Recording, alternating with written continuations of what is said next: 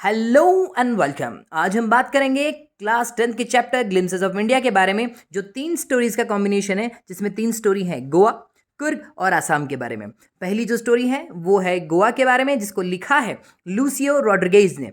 Lucio Rodriguez बहुत ही अच्छी story लिखते हैं अबाउट द गोवा, और वो कहते हैं कि गोवा जो है वो पुर्तगाली जो थे, जो पुर्तगीज पूरी जो सेना यहाँ पर आई थी, पहली बार जो यहाँ पर आए थे पुर्तगीज, उसके बाद से काफ़ी फेमस है। और वहाँ जो अपने साथ जो लोग आए थे, वो अपने साथ कुछ शेफ़ और कुछ कुक्स को लेकर आए, वो यहीं के होकर रह गए।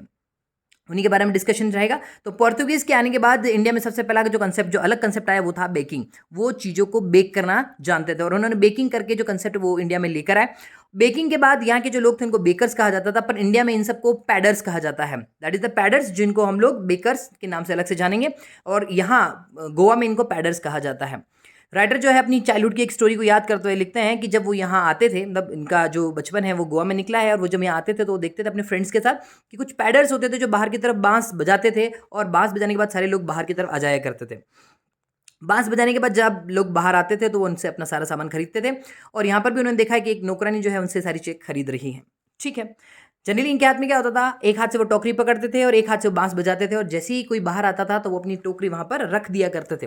टोकरी रखने के बाद वहाँ पे उनके साथ बार्गेन किया करते थे और सारे सामान खरीद लिया करते थे। छोटे बच्चों के लिए वो अलग से कुछ बेकिंग कंसेप्ट्स के साथ रोटियाँ, सम सॉर्ट ऑफ ब्रेड्स बना के लाते थे, और बड़े लोगों के लिए वो कुछ अलग से, और सारा सामान जो था वो जब लाते थे और पूरा ऑलमोस्ट बेच दिया करते थे। वहाँ के लोगों के लिए ये सारी चीज़ें बहुत ही आम है, और वो हर पर्सन जो है वहाँ पे बेकिंग के कंसेप्ट या बेकिंग के प्रोडक्ट्स खाना प्रीफर करते हैं। ठीक है। जैसे ही वो पर्सन वहाँ पे आते थे, तो आने के बाद सबसे पहले उनके मुंह से निकलता था गुड मॉर्निंग करते थे लेडीज़ को, और वहाँ अपने सामान रख के और सारा बेच दिया करते थे। अब बच्चों के लिए, बड़ों के लिए, सबके लिए बेकिंग कितना इंपॉर्टेंट हो गया है, तो यहाँ पे हर ओकेज़न पे बेकिंग के प्रोडक्ट्स लाना इंपॉर्टेंट है। मतलब आप देखेंगे शादियाँ हैं, यहाँ के फंक्शंस हो गए, इसके अलावा कोई भी ऐसा फंक्शन नहीं होता था, क्रिसमस हो लो या कोई भी ऐसा फंक्शन नहीं होता है जो बेकिंग प्रोडक्ट्स के बिना हो जाए। मतलब पेस्ट्रीज़ हो गया, बेकिंग प्रोडक्ट्स हो गया, बिस्किट्स हो गए, ये सारी चीज़ें यहाँ पे बहुत ही ज़्यादा फेमस है, और हर ओकेज़न का अलग कंसेप्ट है जहाँ पर वो बेकिंग प्रोडक्ट्स को अलग तरीके से बनाते हैं, कुछ खास बनाते हैं, और वो उनको खाकर अपना सेलिब्रेशन कंप्लीट करते हैं। यही सब कुछ होने के बाद उनके ड्रेसअप पे बात आती है, तो उनकी एक लंबी सी ड्रेस होती है, एक लंबी सी फ्रॉक जैसा एक कंसेप्ट को पहनते हैं, जिसको कबाई कहते हैं।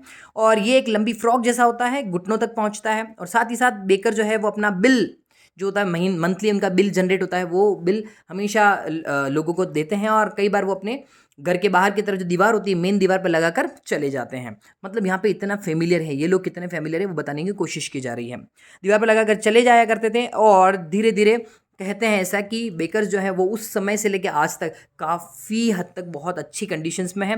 प्लस यहाँ के जो बेकर्स है वो बहुत ही ज़्यादा वेल्दी और बहुत ही समृद्ध टाइप के माने जाते हैं। तो ये एक छोटी सी स्टोरी अबाउट द गोवा। क्या थी बेकर्स की स्टोरी अबाउट द गोवा, ये आपने देखा, और ये लिखा है लूसियो रॉड्रिगेज ने। तो ये थी फर्स्ट स्टोरी। आज हम बात करेंगे ग्लिम्स ऑफ इंडिया के पार्ट 2 कुर्ग के बारे में, जिसे लिखा है लोकेश अब्रोल ने।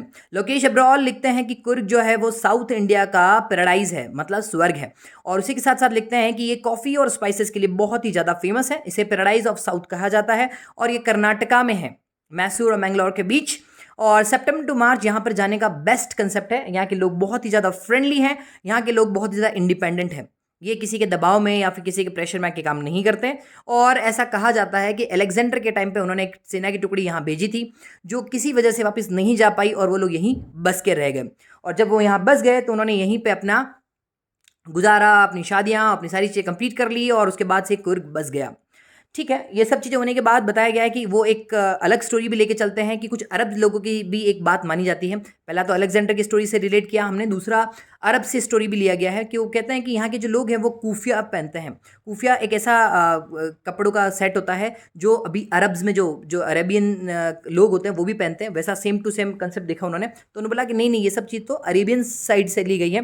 तो अरेबियंस जो है उनका यहाँ पे कंसेप्ट देखने को मिलता है, तो मोस्ट प्रोबेबली ये लोग अरेबियंस हैं, और किसी ने कहा है कि ये अलेक्जेंडर से आए हैं। तो ये चीज़ें कई बातें यहाँ पे होती रहती है। आगे बढ़ते हैं कि कुर्ग जो है काफ़ी फेमस है अपने रेजिमेंट्स के लिए। आर्मी रेजिमेंट्स जो होते हैं ना, उनके लिए काफ़ी फेमस है। यहाँ के फेमस रेजिमेंट्स में सबसे मेजर जो है, पहले जनरल की बात की जाती है, मिस्टर जनरल करियप्पा, जिनको फर्स्ट आर्मी चीफ बनाया गया था और वो यहीं से थे। और कहते हैं कि यहाँ के लोगों का शौर्य और यहाँ के लोगों की जो वीरता है बहुत बड़ी है, उसकी स्टोरीज भी बहुत बड़ी है। तो ये कुर्ग जो है इसलिए भी बहुत फेमस माना जाता है। और ऐसा कहते हैं कि यहाँ पे बिना लाइसेंस के गन रखना भी अलाउड है। मतलब कुर्ग इतनी बड़ी जगह है, इतनी फेमस जगह है कि यहाँ के लोगों को बिना लाइसेंस के भी गन अवेलेबल करवाई जा सकती हैं। कुर्ग जो है उसके आसपास के जंगल बहुत ही ज़्यादा शानदार और अपने आसपास हरियाली समेटे हुए हैं। यहाँ पे जानवरों का बहुत ही अच्छा मेला लगता है। साथ ही साथ एडवेंचर जो कंसेप्ट्स हैं, एडवेंचरस जो हम कह सकते हैं एडवेंचरस गेम्स, एडवेंचरस स्पोर्ट्स यहाँ पे बहुत सारी चीज़ें होती हैं, जिसमें रिवर राफ्टिंग हो गया, रॉक क्लाइंबिंग हो गया, बहुत सारी चीज़ें यहाँ पे होती हैं।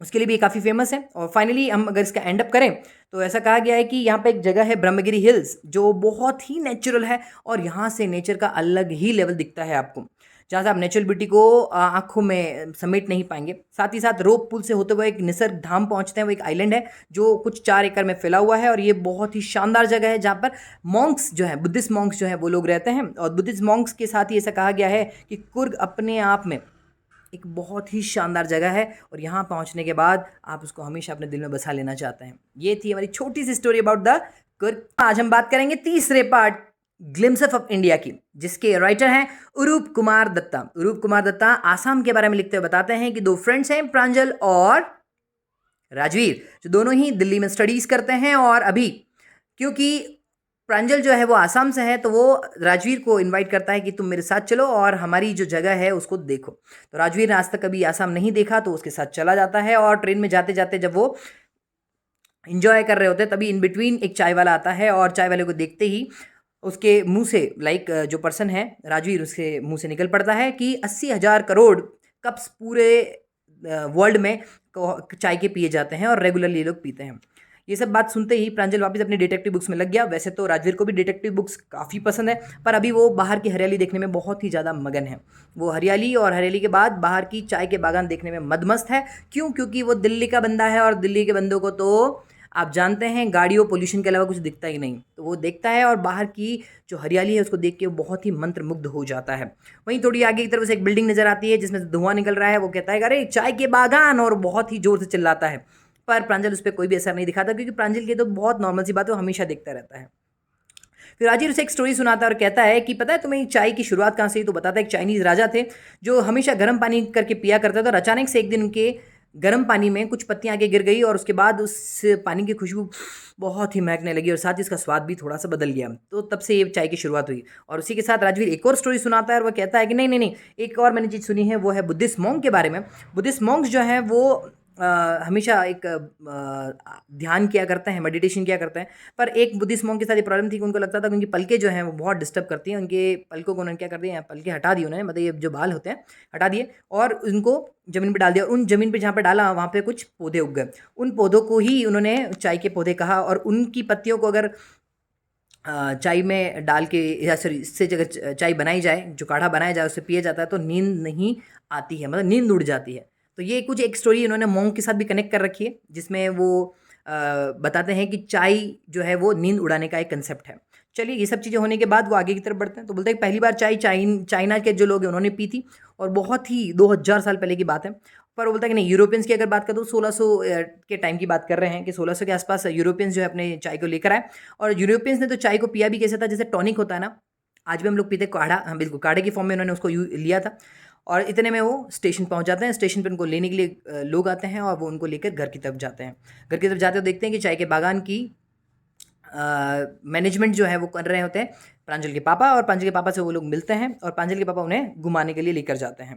जब इन्हें लेकर जाते हैं तो देखते हैं कि बड़े बड़े बागान जो हैं फैले हुए हैं, और वहाँ पे लेडीज़ जो हैं वो एप्रन पहने हुए और पीछे की तरह एक बास्केट लगाए अपनी सारी सारी पत्तियाँ, नई नई पत्तियाँ तोड़ रही है। तभी राजवीर कह बैठता है कि सर, ये तो सेकंड फिश की शायद कटाई चल रही है, या फिर वो चाय की पत्ती तोड़ रहे हैं ना, और ये जो है वो मई से जुलाई की है और ये सबसे बेस्ट टाइप की चाय होती है।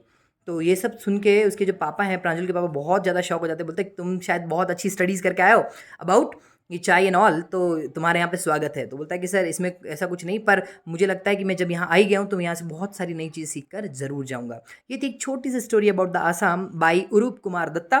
कैसी लगी स्टोरी मुझे लिख के ज़रूर बताएं, और साथ ही साथ अगर आपको किसी और स्टोरीज़ को लेके कन्फ्यूज़न है तो प्लीज़ मुझे लिखें अपने कमेंट बॉक्स में। Thank you so much and good bye.